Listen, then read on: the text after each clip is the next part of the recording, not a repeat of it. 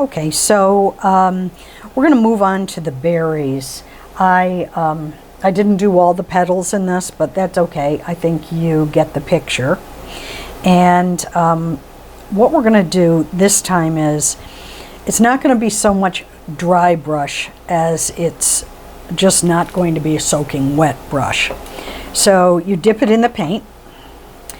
We're going to be doing these little berries right here. You dip it in your paint color and you wipe off a little of it. You don't have to wipe off all of it, certainly. And you just start hitting the berries with, now I'm using the lighter color. So when we do when we do this dry brush technique with these little petals, we start with the lightest color. We go all the way to the edge of the petal with the lightest color, and then we go back with a color that's a little bit darker. When we do the berries, we're going to just go over it with the lighter color and just kind of do what's called scrubbing the paint on, which is not the same as dry brushing. It's actually literally scrubbing the paint on. Do your best not to scrub it off onto the leaves. If you do, it's not really a big deal, or onto the petals, but you went to all that trouble to really make those dry brushed. So try not to be too heavy-handed when it comes to getting your paint on the petals. So as you can see, I covered these. There's still a little bit of white sticking out. And the next step is to take, I'm going to use the green and the brown now. And the trick about, especially things in nature, is that colors are repeated. So for instance, if you look into someone's face, you will see that maybe I'm a redhead, and so my eyes, as it turns out, are green. And when I am standing in certain light, besides my hair showing red, you will also see flecks of green. And you will also see flecks of red when my eyes are reflected in certain light. That's how nature is. You will see the color of a flower will be picked up in petals, in leaves, in berries, in stamen, in seeds. You'll see it over and over again repeated. So what you can do as a result of that is you can take some of the colors you've already used and feel free to use those for low lights and highlights. I'm taking a little of this brown, and like we said before, if you wanted, you could feather a little of the brown onto the edge of these if you wanted it to look like it was the end of the season. And in that case, you might go back in now, and this part, the outside of the berry here, may still remain yellow, but here on the inside, you may want to just gently drop a little dry brushed, not so much scrubbed as dry brushed in this case, because you don't want to go covering up all that yellow. You just want to give the yellow depth. You go in and you just give those little berries a little bit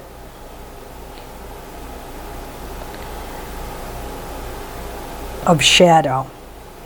And the thing is that when you put a light color next to a dark color, that is what creates highlight and shadow. So you see this and it looks like there's some dimension in this. and that light is reflecting on the outside more than on the inside because it goes in. After that, you can, if you want to, you can take a little bit of green, mix it with a teeny bit of brown, and again, the back of your lantern, because it's not painted and it's not finished yet, makes a great palette for testing color. So you can try it like this, and you see there's some green in there. Perfect.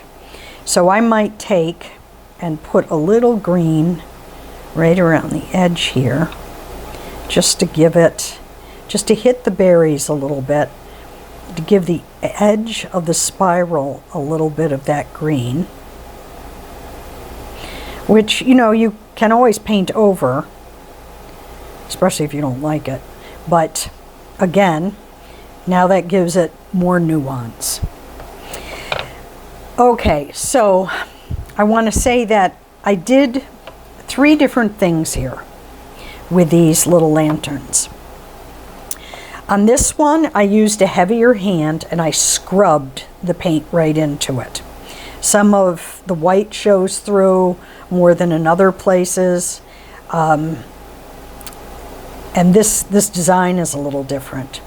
I used a lighter yellow on the inside, and then here I painted this with a deep, deep red, brown mixed together.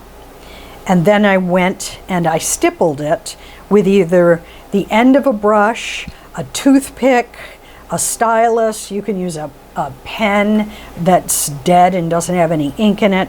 You just dip it in the paint and stipple, and it creates seeds. On this one, I did more of a scrub in the center. I didn't paint a solid like I did here with this red. I did more of a scrubbing of brown and a little bit of green and a little bit of yellow. So I'm going to repeat that now for you to see. I'm going to take a little of this yellow. I've got a little of this green mixed up, a little brown. And remember, that's what the back of your palette, the back of your lantern is for, is to try out the color, and if you hate it, try again.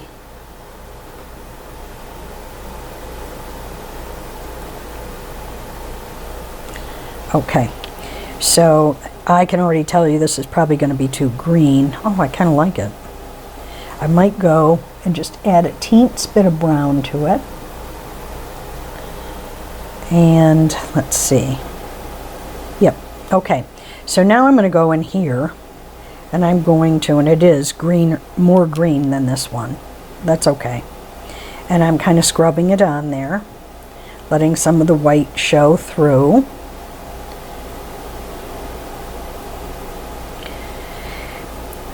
And because I have 3 of these, I would probably, like if I were going to give this as a gift, I would give all 3 of them so you could have a tablescape and they'd all be a little bit different. Or you could give them each out and you would have had 3 different experiences painting them. Now this is just, I'm going kind of over it with the brown, just hitting it with a little bit of straight brown with nothing else mixed in it. No yellow, no green, just to see if I like that more. Kind of getting in there. The white is going to show in the spiral anyway.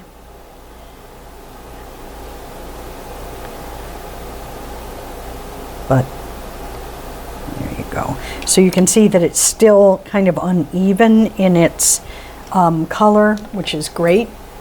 And then what I would do is I might take the tip of a brush or a tiny, tiny brush, and I might stipple in little seedlings here. Little stamen tips. And this is completely random. And I go over the spiral part, and I go over the